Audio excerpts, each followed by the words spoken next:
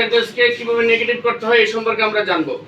তো as soon as যুক্ত affirmative সেন্টেন্সকে negative করার নিয়ম, প্রথমে as soon as এর পরিবর্তে no sooner had লিখব। কি লিখব বলেন? No sooner had। এরপরে দ্বিতীয় কাজটি করব, প্রদত্ত সেন্টেন্সের সাবজেক্টটি বসাবো। কি কাজ করব? তিন নম্বর কাজ করব, প্রদত্ত সেন্টেন্সের মূল ভার্বের ফার্স্ট পার্টিসিপল ফর্ম বসাবো। কি বসাবো? চার নম্বর যে কাজটা করব, প্রদত্ত সেন্টেন্সের বাকি অংশ বসাবো। কি বসাবো? এরপরে কমায়ের পরিবর্তে কি বসাবো? দ্বিতীয় বাক্যটি অপরিবর্তিত অবস্থায় তাহলে as soon as আমরা দেখতে পাচ্ছি। তাহলে as soon as এর পরিবর্তে আমরা কি বসাবো? no sooner had।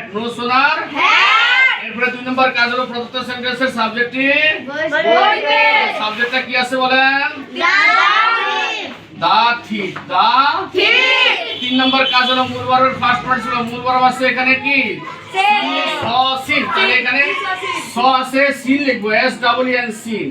তিন নম্বর কাজটি হবে কি? বাকি অংশটি বসাবো। বাকি অংশ কি আছে বলেন?